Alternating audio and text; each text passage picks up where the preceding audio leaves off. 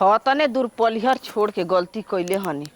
एगो लौका के पाछा मुरई जामिए गोल, धनिया जामिए गोल, पलकी जाम गोल और लहसुन बा तो अब अखुआ फेंक ताटे। घेर घार देनी तो निक न कैनी। या तना हेल मचैले रहीसन कि जवने के मन करत रहल तवने बकरी खोल के आ ले आके यही में बांध देत रहीसन। जन्नात रहल न उनके दादा बाबू के वो तरीका बाला कैले बैसन उससे बतियावत रहलन। अब ना ले बुझा आ ले आके बांध दे बुझा खूब मजिगरे चर के फूल जियसन। बकरी पोसत जा अपना खातिर न आ दूसरा के नुकसान करत जा। ठीक है, आदमी कहलन कि भागे जोगे से खेती या गिरहती होला। केतना जानी एमा बोली जा साग सब्जी कौनो जानी के ना होत रहे। का हो भौजी? का हो? अरे तू मए मर्द जा भी लगा देले बारू। तो का करी? हम तो पढ़े पाड़ी के जाब देखत रहनी बाकी तू आदमी वाला जाब लगेले बारू।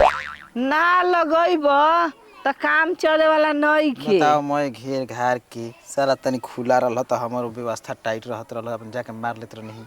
कुछ कहत बा का? ना कनी खुला रहल त तनी हमारा खातिर आराम रहल हो। ऊ काहे? अब जात रहनी फरियावे तो हेजे से घुस जात रहनी, अब भूत अरे घूम के पूरा जाए के पड़ता। सोचे ला जाके खैनी दरिये पर ध देनी। बे मदे रातों भी रात के ना जाई ना कबो कबो। सोच करे तुम्हारे का दूसर करे, दूसर कुछ करे के रहे तो तू नहीं खू। क्या कहता रहो? मैं बोले बतिया के रही तू नहीं खू। काहे हम तो बटले बानी है कुल का लगेले बड़ा हो। अरे का करबू हो, कुंवारो लड़की लिपस्टिक लगा देते इसे आजकल। का है तारे मेरा गरत ऐसा का आया? देखो आ तना नुकसान जियान करत रहलन कि हमार तो खिसे बरत रह। देख गरु भैंस आजकल नहीं खंजियान करत त के कहता कि चार गोड़वा जियान करतन, दू गोड़वे ज्यादा जियान करतन। ए मदे तू दूसरे में जे घुसे लगलू। बकरी देखा तड़ू हमार हेते हेते कटहर के पेड़ लगौले रहनी 3 गो। हां आ अमरू तो हेता ना पया के यस मरली स कि ठुठियो सारे आज नहीं खा। कहत बकरी न त एकदम उजिया घले बेर त नहीं बबुआ। बेचुआ बुके और परेशान कइले बड़ी सब बकरी। ऊ म त कैसे धक उ नहीं के अब ठेठा देही। ही का कहता हो? बकरी राम के ले जाके धरा देला तो चीक से के बेच देला तो बन गई रहती पैसा वे। एमा आलू बोले रही पर हौ शनिचरी बुढ़िया के 5 गो बकरिया की आना धुन मय देखब त ऊपर ऊपर साफ। बकरी पोसाला से ही फायदा बा कि ले आना पानी नहीं के करे के गोबर पानी दूसरे के खिया के अपन पैसा गिन ले। अरे तो ऊ बात छोड़ ना, आलू जेतना रहे चरे में कोड़िया दे नैली शनिचरा बुढ़िया के पतो एक फाड़ आलू बटोर के ले चल गेली। अब बताओ तो ये से करे के चाही? देखा माने हमारे खून खानदान लौकता ना ले के जाके कहनी घरवा से तो धक छील दी दिमागवा फ्रेश हो जाई। डर लगा त का हमारा? जनते बड़ू के हारे छेद छेद के गरिया ही ले। अरे इनका कहीं छेद स्टार्ट हो जाई ना तब सोच ल के मनो कइला फरुकियो कि ना हो। चुप रह। जाके कही चोरी असी न जरियो कही कि चहेटुआ में तोर बारे में ऐसे ऐसे कहते तोर पतोहियो के बारे में कहतिया रुक तब जाके कही। ए सुना अब एक मतलब है बुझाए लागल बीतल बात के गाड़ी ए देबे। मत हां ने तो सरकारों को आदमी गाड़ी देतो तनी मुंह पे गाड़ी देके देखन तब ना हम कर देले हो बबुआ। ना गाड़ी तू काहे के देबू हेता ना सुगर सुगर ओठ मुंह से गाड़ी दे देबू ना ना तो गाड़ी सर खराब हो जाई।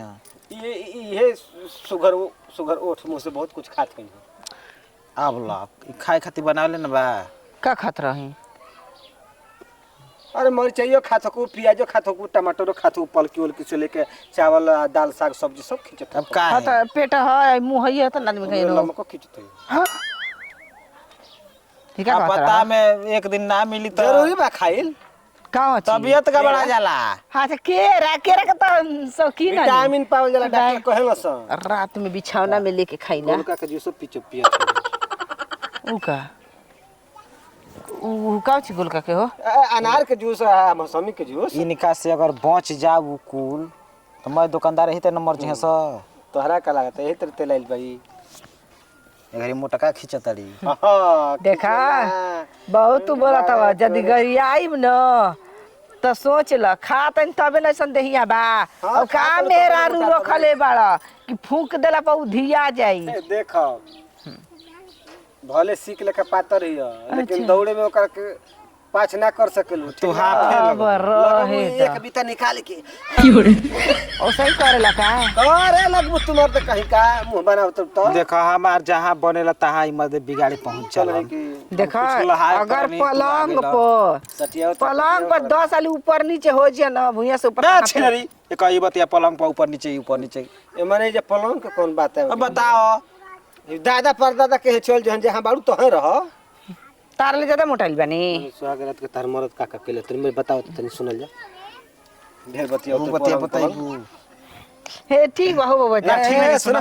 कहां जात तू हम कितना दिन के बाद मिलल बड़ू मर्द है महल जाम लगा दे देखा। सब कोई सारा पाड़ा पाड़ी बकरा इनके बकरी से पे जाम पूछना। लगा वाला तो देखत तनी कि हम एगो बात से कंफर्म हो गई नी कि पढ़ती रहला तो सारा एक दिन भेंट ना होत रहला हाँ। अब रोजे भेंट रोज रोज भेंट होइया अब काहे ना होई, सुबह शाम देखे आइबे करा के कब अपन ये कल भोरो में आ जेबू कब आ जाई ना ना आ जेबू हां आ जाई बाजे घूसत का बजबू है तर उठा के घूसत नहीं किए आदत का- मत बनाओ ना तो दूसरे कोई ना ना ना ना एकरा के देखत रहे कि औरी टाइट रही कि टाइट ढीले नहीं के ठीक बाटे ठीक बा ना हां तो हरो मैं थोड़ा डाक के चल जियो सब जाम गइल बा हो हां एकदम जाम गुल बा कनी के सटियावा तोरा पटियावा तोरा कनी ले जाए के बका अब हम इनके कहाँ ले जाए बाक सारा बा मर्द कहे के देखत र माने घुमा के माने हेनिया फेकत रू का करियो वो तरह तो खराब रहल देख गजरा के हलवा देखा। खिया के ऊ दौड़ा देब ना कि होश न हो जेबू होश हो जेबू। शाम के बजत होई जानला भातार घरे हइए नहीं कि एको दिन ढेपी बंद होते नहीं खे ना बात तो बटल का कहतौड़ा जा हो अरे तो बात हमें कनी कि भातार घरे ले त मुर्गा मछली कुल अब कुछ ले आए के तो हां हां ई त बात बटले बा उ रहत रहन त तीनों टाइम ठेल के खियावत रहन एक आध टाइम बेसियो खा उ कहे देवर के हाथे कुल खा मत बड़ा देवर रात के बड़ त होखे लागल पूछे। दिन छोट होखे लागल उ त बात बटले जान लू त रात में 2 टाइम आ दिन में 2 टाइम 4 टाइम खींचो नहीं हो ए 7 बजे शाम के आ फिर 9 बजे शाम के ऐसे का हमरा भूख लग जाता हो तोरा का लगता 11 बजे अब 24 घंटे में 4 हाली खींचबू ना तो ठीक लगी हो अब देख सेहत पर ध्यान द का हो गइल? झुराइल जात तू तो ए त मत हाथवा हटाव भागत का तहार अरे पकड़ ले रही हो कि चल ले खाच पाक होइए कह ध के उठा दी हम उठा दा हैं मां नहीं के बात तो हन लोग के ना खूब देखा त बजा मेहरा देख मेरे खतरा जा तू ही एगो बाड़ू रंगीला आदमी भौजाई गाँव में के तारस तनी बोल बतिया ले बोल ला बतिया ला हौसला हाई एक एगो त बाड़ी से कि एगो बात बोलब त घर में से बाहर ही निकलते नहीं सब बोलबो कौन सी मार दवा ए त जवानी में देखत नहीं घर डंटा लेके चलत वो हम करी 4 गो घुलाइल बे सब खोजत नहीं काम ना कर लका तारो बकरी खोजत नहीं मर दे दिमाग खराब बता गोड़वा बढ़िया से गोड़वा बढ़िया तो काम कर ले बिना गोड़ डांटा वाले के चलत रहे डांटा बकरी माने भुलाई तब का बिना डांटा के खोज के हर और दौड़ के थका दस ठीक है भाव तुम जाते जोर से लागल बैठे मदद तू थ्रेसर बनल बाटे थ्रेसर कमे ले टाइट करत नहीं त तारा समझ बोला में लिया नहीं के के चल। टाइट करतम तो एकर मतलब का भइल लागल बा सोच लागल बाटे मत तरह एकदम खाबा हगनी पदनी अब का हो जा हो जे एगो 24 लाइटिंग घंटा। खाई हम त पचैब तू माने अब और की में तू ही ढक खींचत रू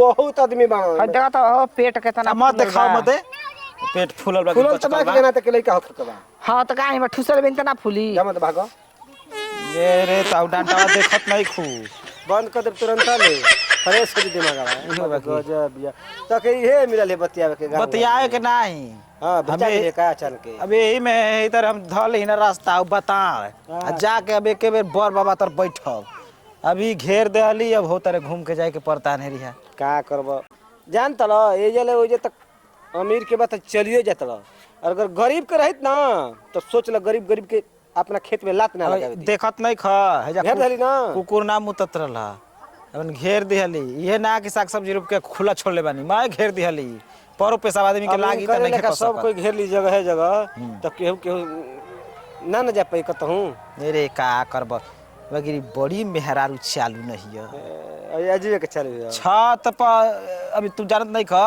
छत पर दू खाची माटी फेंक के धनिया रोपतिया बताओ बताओ आजकल चाइना वाला यार दिमाग सबके अपना होता है अभी चले हे- के?